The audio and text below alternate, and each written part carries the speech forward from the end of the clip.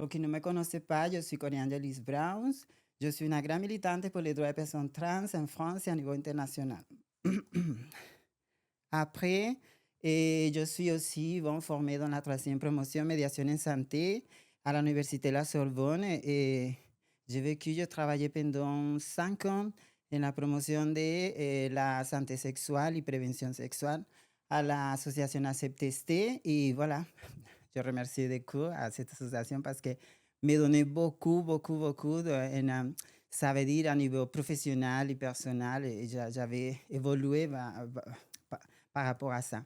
Bon, je voulais aussi remercier à notre sponsor qui sont là, mes premiers sponsors, qui sont Tadupika, qui c'est la chargée de m'aviser pour la première fois dans la première émission. Bon, et ce soir, je suis avisée pour Valentina Lopez, c'est une amie à moi qui commence dans la carrière de designer. Je suis trop contente pour ça. Et bon, voilà, j'espère vous raconter plus et quand sera invité ici. Je voulais aussi remercier à Atelier Unity. C'est un shopping en venta de atelier et de personnalisation. Je voulais aussi parler de notre dernier sponsor qui vient de nous joindre, que c'est la Cachapa.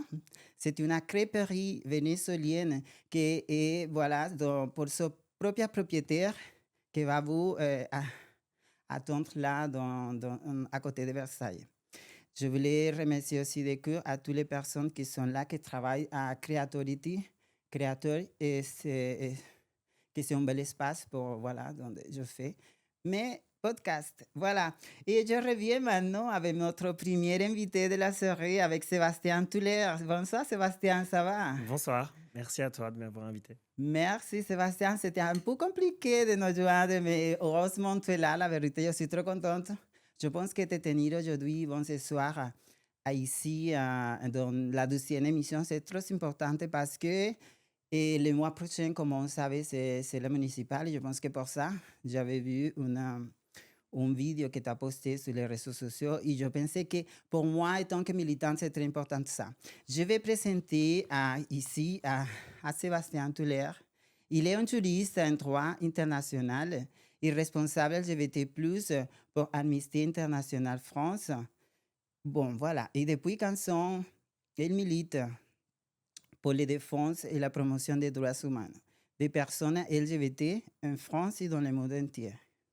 En 2021, il a été élu personnalisé et militantisme de l'année par Tetu, non? Oui, c'est ça.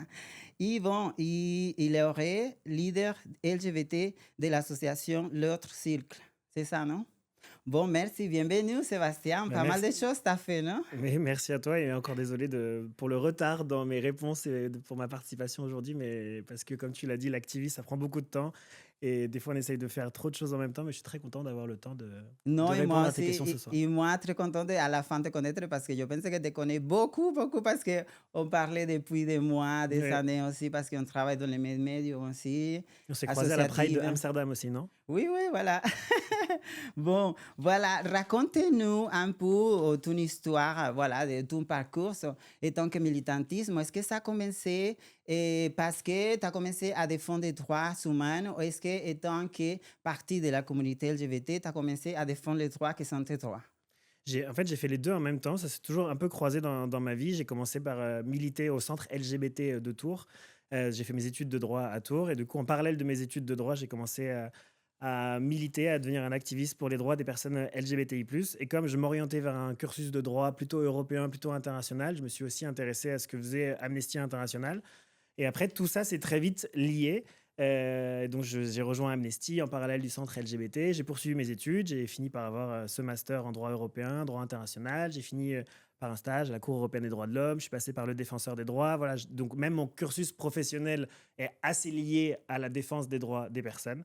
Et dans le même temps, j'ai poursuivi mon activisme pour les droits des personnes LGBTI+, d'abord au centre LGBT, puis quand je suis arrivé à Paris, à Amnesty International. Et je me suis dit que c'était plutôt intéressant de mettre mon expertise sur les questions des droits des personnes LGBTI+, au profit d'Amnesty International pour pousser, pour avancer vers une société plus égalitaire et plus inclusive pour tous. Oui, oui, tout à fait, j'ai vu déjà. Mais exactement ça, tu as combien de temps exactement en Amnesty International France?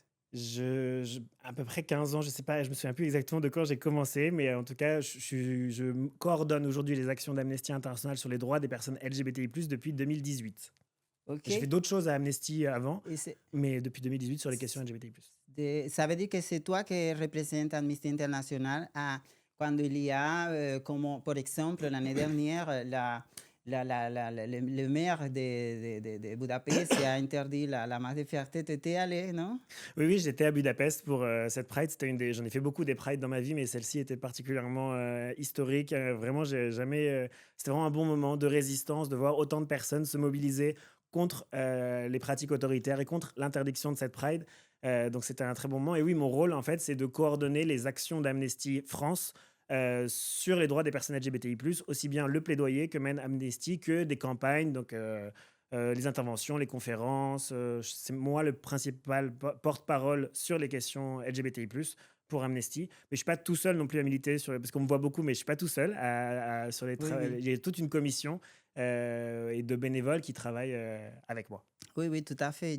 Et bon, j'ai vu pas mal de personnalités de notre communauté et politiciens qui sont allés là-bas l'année dernière, comme Jean-Luc Romero, que je voulais saluer ici. Bon, Jean-Luc Romero, qui bon, c'est le mois prochain aussi, il va quitter son poste. Et la vérité, je l'avais connu et j'étais avec lui dans un événement la semaine dernière.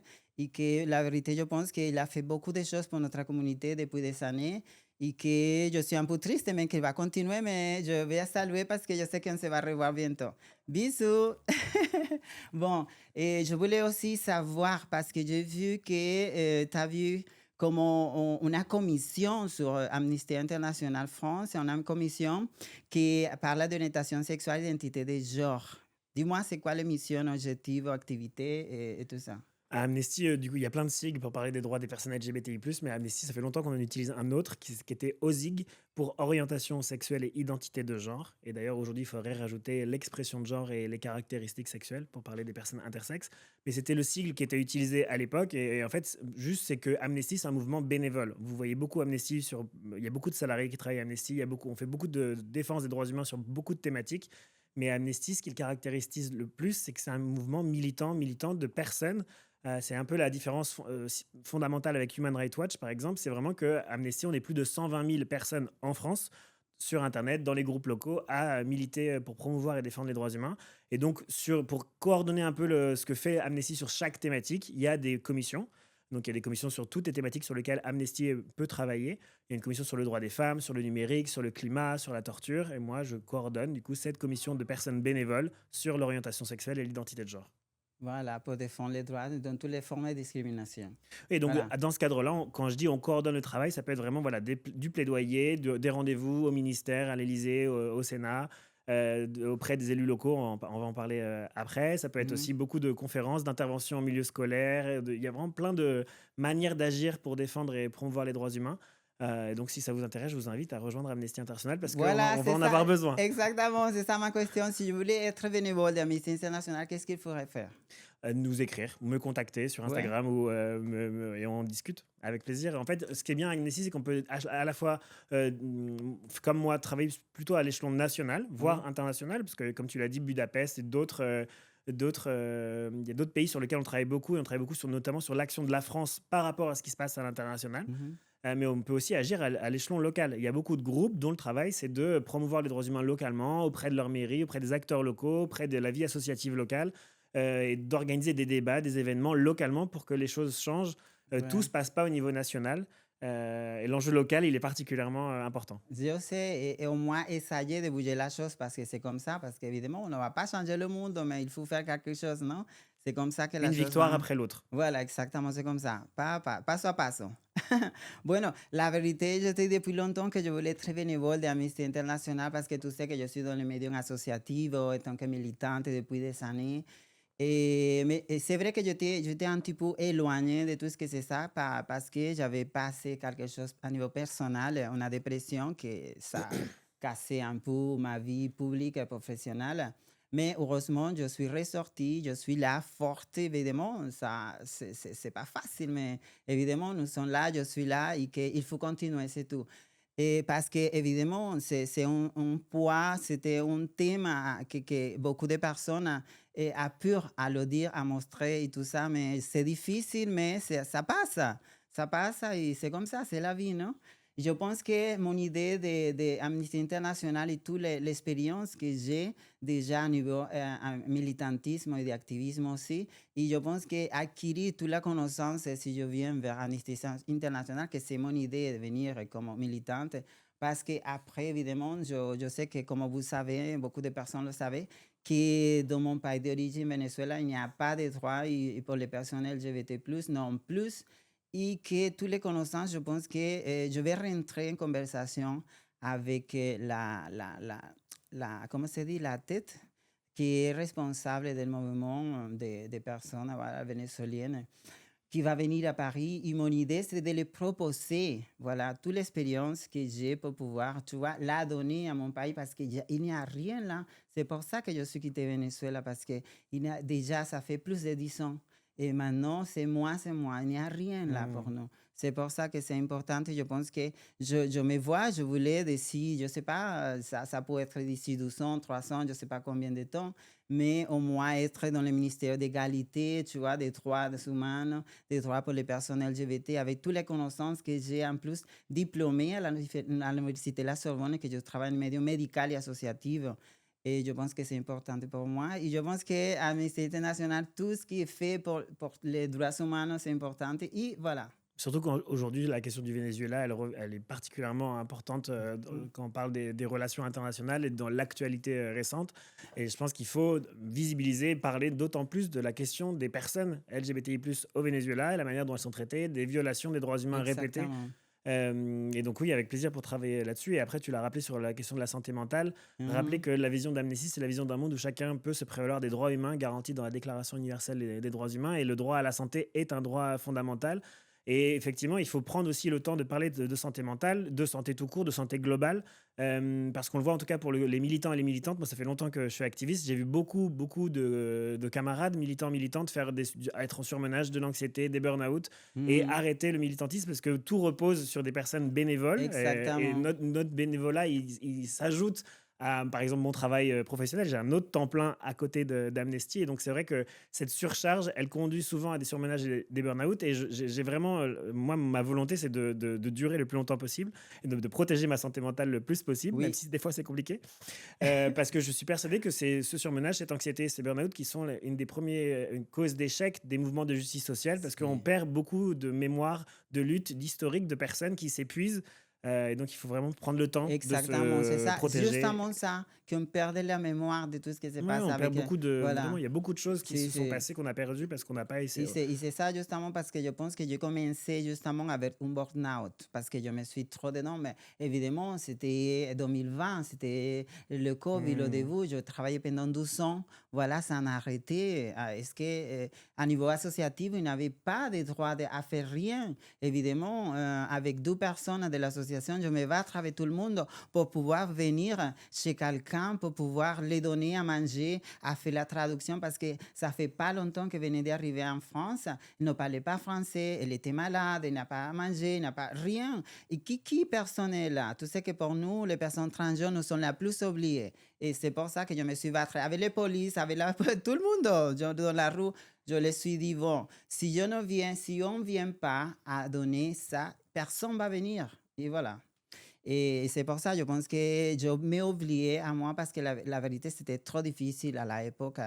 Tu te rappelles, non? C'était trop Oui, difficile complètement. pour voilà, les personnes trans qui sont beaucoup en train de sortir de la maison parce qu'il n'y a plus à payer, des choses comme ça, beaucoup de choses qui sont passées. Et évidemment, et voilà, j'étais là, je m'oubliais. Et bon, je suis là encore et je pense que je vais continuer parce que c'est important. Si je pense que toutes les connaissances que j'ai apprises depuis que je suis militante, il faut la partager et la faire connaître, je Et la pense. difficulté supplémentaire pour les personnes trans, c'est que non seulement on fait face à des lois transphobes, mais aussi à une rhétorique transphobe, des discours anti-genre, des discours de haine, du harcèlement, Mm. qui viennent s'ajouter à notre charge mentale et à notre propre travail de militantisme sur ces questions. Et donc, c'est encore plus violent et encore plus fatigant pour les personnes trans. de faire face à toute cette haine et à ces législations transphobes. D'où l'importance d'avoir aussi des alliés qui se mobilisent pour nous aider, pour amplifier nos voix, pour nous accompagner. Parce qu'on ne pourra pas changer le monde tout seul. Oui, Donc il faut absolument que chacun prenne sa place et voilà, faire de la pédagogie. Il n'y a pas que les personnes trans qui devraient parler des droits des personnes trans et faire de la pédagogie sur les questions trans, exactement. parce qu'on est fatigué. Exactement, c'est comme ça. Mais bon, je vais revenir pour changer de poids. Je voulais justement bon, dire et informer à beaucoup de personnes qui me suivent et que j'avais posté beaucoup de choses par rapport à mon pays d'origine et que, comme on voit que je suis militante qui défend les droits humains et les droits LGBT+, et que Donald Trump vient de libérer notre pays, évidemment, je ne suis pas politique, je suis apolitique déjà. Évidemment, étant que militante, je suis obligée parce que ça va lier à ça, parce que la politique change chaque mois, chaque année, la loi, ça change tout notre vie, le quotidien, évidemment. Mais évidemment, je suis un pro d'une personne seulement. Non, je suis un pro d'un un pays de plus de 30 millions de personnes, tu vois. Qu'il y avait une personne qui est venue, il a fait ce qu'il devait faire et voilà, c'est tout. Mais après, je suis la même personne. C'est tout ce que je voulais dire. Voilà. Et c'est fini.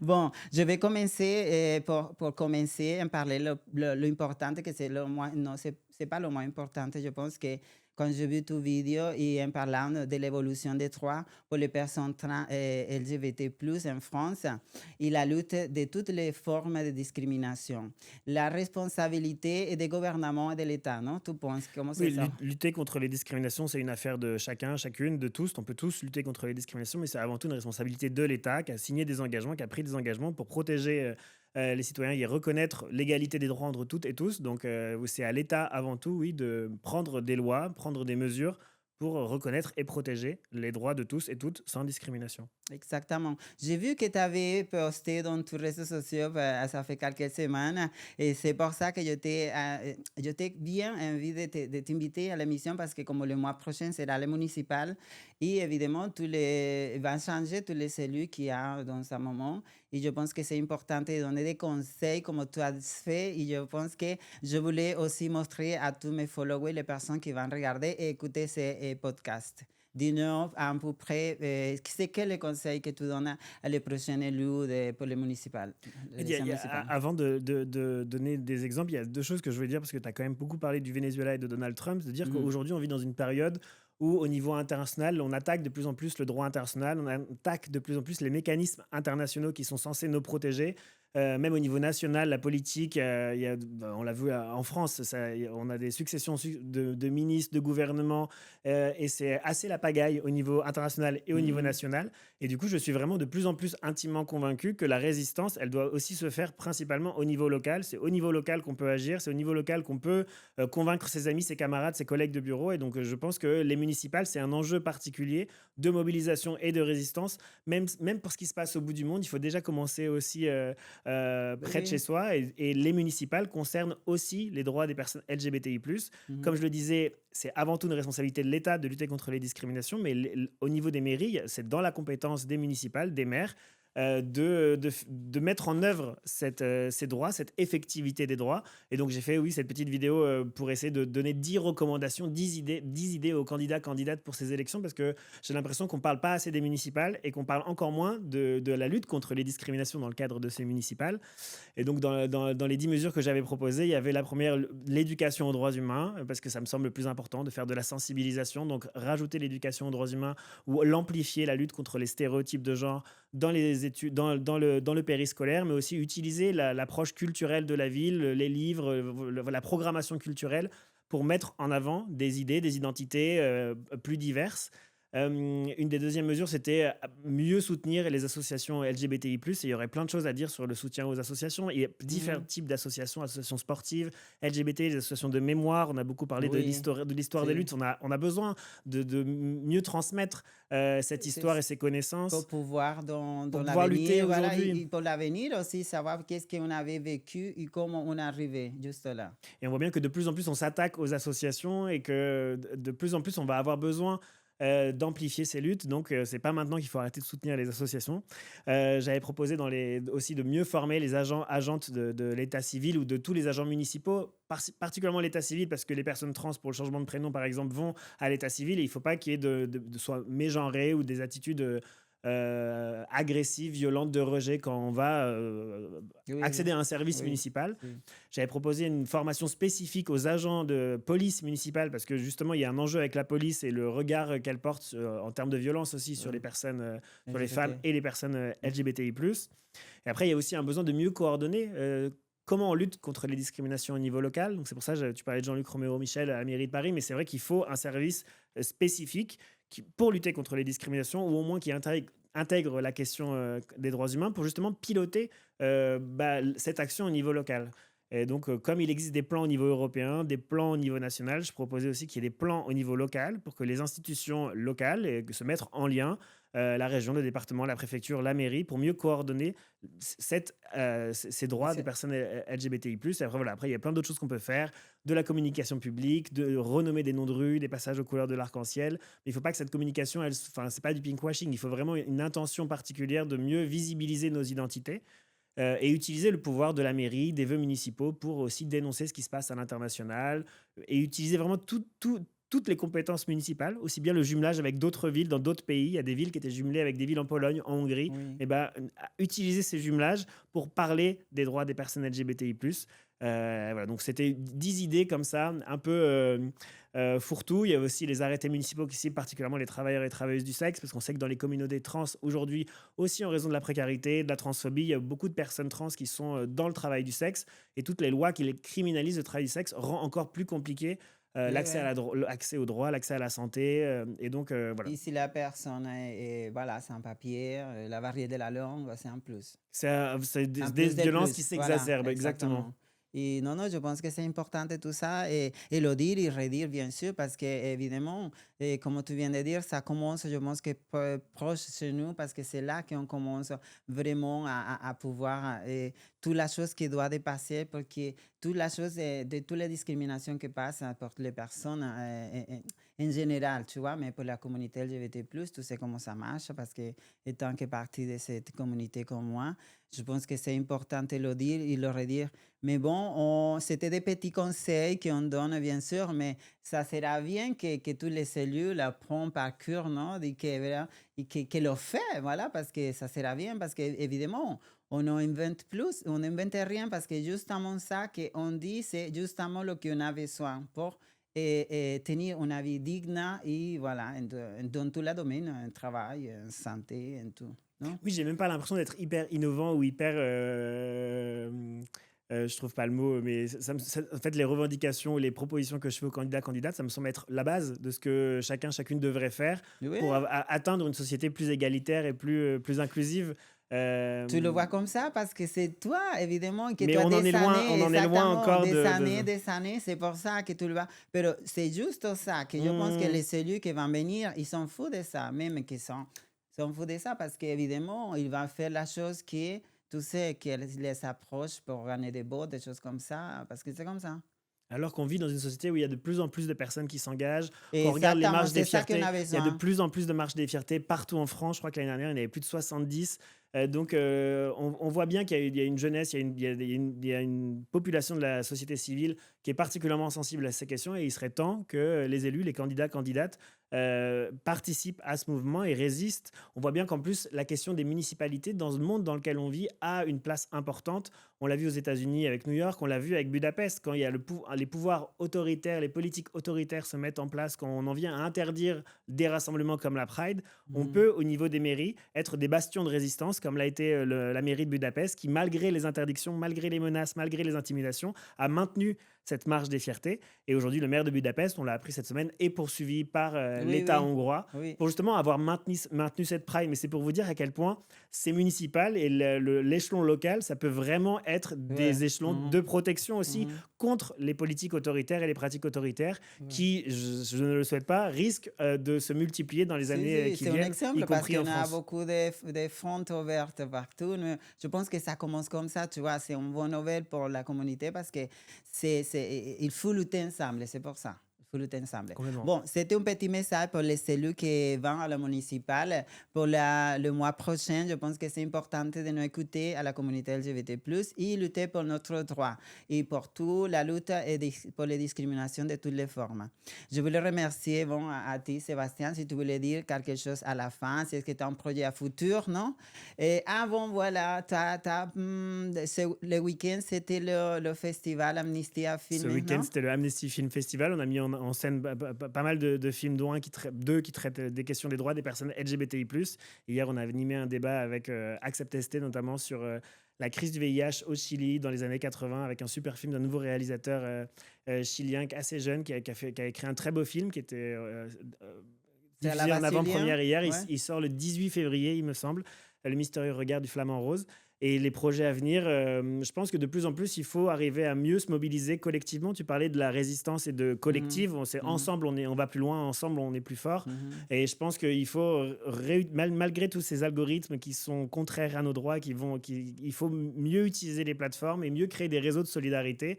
Et donc, je suis très content que tu aies vu cette vidéo Instagram et que tu aies proposé de m'inviter. Oui. Il y a des élus aussi qui m'ont contacté après l'avoir vu, ça donne un peu d'espoir.